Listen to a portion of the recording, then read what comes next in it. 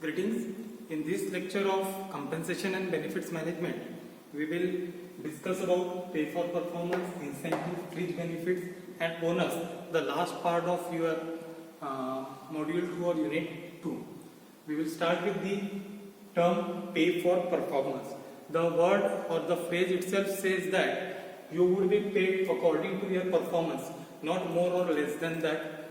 The term refers to the performance pay program wherein an employee is incentivized and rewarded according to the goals or the objectives which he or she has achieved for the organization. It is a method of remuneration that links your pay progression to an assessment of individual's performance. Usually it is measured against pre-agreed objectives or predetermined objectives of the organization.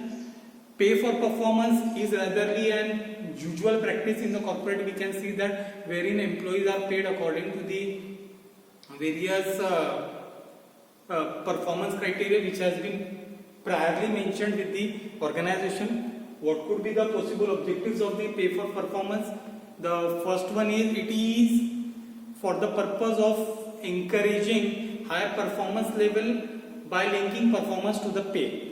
Definitely whenever our performance is linked with our payment, we would have high standard and we would feel encouraged to work more dedicatedly so that we could generate greater amount of pay by having a good performance in the organization. Second one is it is for the notion of equity or we can say fairness. As soon as the organization start with the pay for performance, definitely there would be more transparency and equity in the payment by the what we can say organization. It would avoid any kind of biases with regard to the payment to any employee. That would be considered more important for the organization. Third thing is that, or third objective is high performance culture across the organization is important. And by linking your pay with your performance, we are going for the high performance culture in the organization. High performance culture means every employee is now motivated to perform high so that they could have good pay progression in the organization. This would help them to increase their payment by giving high performance in the organization. Next thing is to enhance motivation.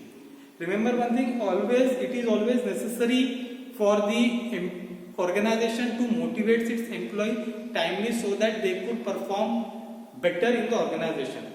How we can motivate or we can get the motivation for the high performance? We can give them as you are doing a work or you are performing well in the organization, then your performance as it is linked with pay, you would definitely receive reward for your performance. That is why pay for performance is again important. Lastly, it encourages executives to think like owners rather than employees.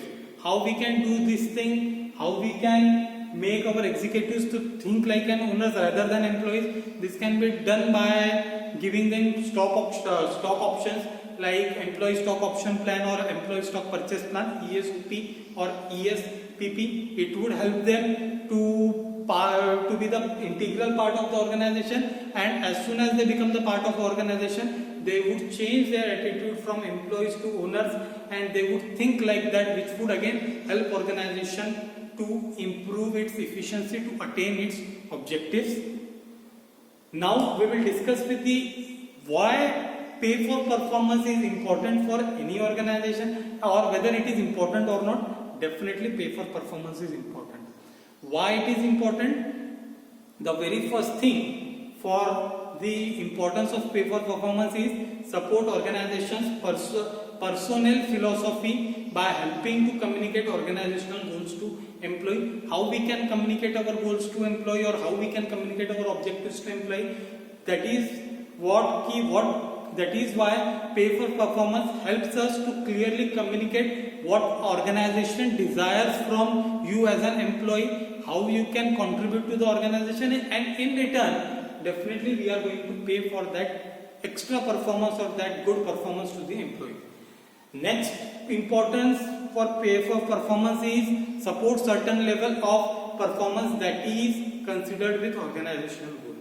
Definitely every employee is working in the organization for achieving the goal of the organization, but we need to, at point of time, we need to support a level of performance which is extraordinary, because it is consistent with the goal of the organization or objective of the organization, and we can enhance the support by having pay for performance. Next thing is, it helps us in the better recruitment strategies. How? Definitely, as soon as the message is passed on to the what we can say, pool of candidates who could be the possible employees, future employees of the organization, as soon as they get the message that organization works on the criteria of pay for performance, they would definitely, the possible candidates can definitely, who are hardworking, who are performance oriented, be motivated to get in the company, as they would definitely know that they would be paid good in our organization, as it is based upon performance payment, not on other criteria. Next thing is, it would definitely help us to reduce the employee turnover. How we can reduce the employee turnover? By having pay for performance. Definitely an employee who is a good performer over the over the year would feel demotivated if he is been or she is been paid along with the other employees. So by pay for performance, we can reduce the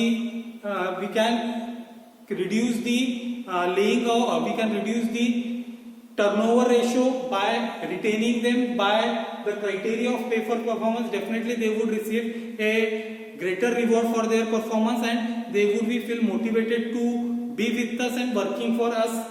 Then pay for performance positively influence individuals to achieve the goals that would be rewarded.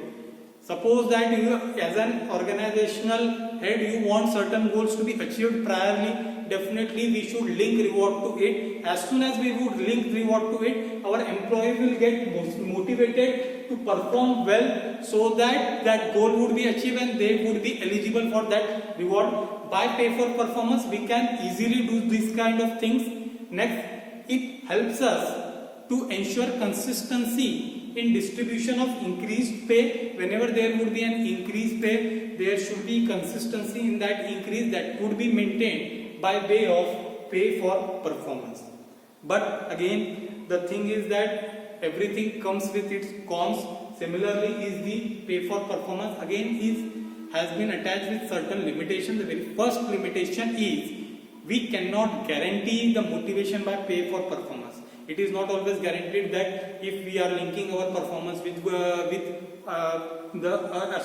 we are linking our pay with performance, the employee will always be motivated. Sometimes it can be like that, they can be demotivated by this kind of strategy. The very first limitation. Second limitation is, for the application of pay for performance, we need to impart a proper training to the employees, so that there would not be any kind of hurdle with them while performing any kind of activity.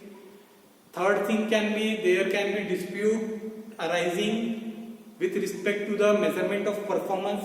Whenever the criteria comes of measurement of performance, everyone has their own definition of measurement and own criteria. Definitely these differences can result in the dispute, which would get organization into some kind of problems with key employees. Lastly, dependency on performance management would be greater when we are going for pay for performance. So we should avoid these kind of things prior implementation of pay for performance.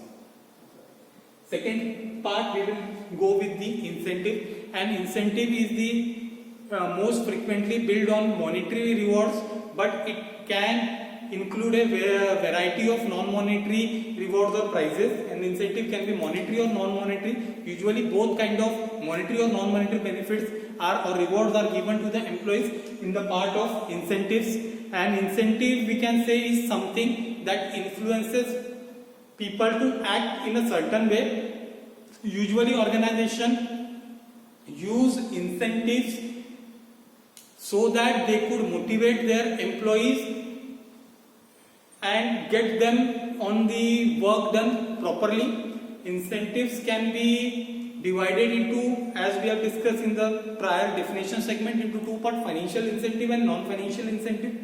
When we are talking about financial incentive, we are saying that direct and indirect monetary payment are being made to the employee by the employer in financial incentive.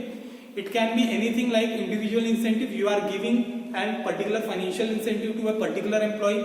Group incentive or team incentive, you are giving a particular team for performing well a particular task or for a particular project, we are giving them a group incentive.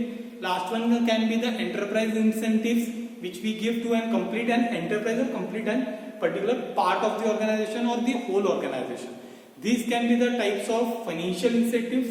When we speak of non-financial or non-monetary incentives, it includes the incentives which are not measured in terms of monetary terms or financial terms, that are known as non-financial incentives. Though these incentives do not give financial benefits to an employee, but definitely they help us to motivate the workers in the great deal. With respect to incentives, in the coming modules we will discuss in detail about incentive. We would just have a short introduction at this point of juncture. In next thing would be fringe benefits. They are also known as employee benefits, perquisites or perks in the corporate. Anything can in the name would be called as fringe benefits. It refers to the various extra benefits provided to the employees by the organization along with the compensation or the salary or wages which we are paying to that employee. That is known as fringe benefits. We can define it as fringe benefits as an indirect financial or non-financial payment employee receives for continuing their employment with the company apart from their salary. Fringe benefit embraces a broad range of benefits and services that an employee receives as a part of their total compensation. It is something extra which has been given to the employees to motivate them. Usually it constitutes for the non-monetary part on the greater note, monetary part is the less in the fringe benefit. Now the last one and the important term is of bonus. We can go by the dictionary meaning of bonus is an extra payment to the worker beyond the normal wages which they receive during a particular situation. That is what is bonus according to the dictionary meaning. But we can say bonus is primarily a share in the surplus, but it is only incidentally treated as a source of bridging the gap between the actual wage and the need-based or the need-based wage. It is just try to bridging the gap between the wage what an actually worker is receiving and what the wage actually which is dependent upon its need. That is what is bonus. Usually there is a greater practice in India of having the bonus at different point of time. With respect to bonus, in the last module we have again Payment of Bonus Act 1965, which was initiated according to the recommendations of the committee which has submitted its suggestion and report in 1964. After that, government has passed an legislation from the parliament in 1965 with regard to the payment of the bonus. We would discuss in detail about bonus in that particular module. Right now we will discuss about the types or methods of bonus. We can enumerate bonus in all 6 types. The very first type would be the production bonus. When we talk about production bonus, it means that it is being given to the workers when there is an exceptional production activity done by the worker or workers had done some good production in the premises. Then an extra incentive or extra financial benefit is given to the workers who are receiving wages for having a good production in the factory premises. That is what is production bonus.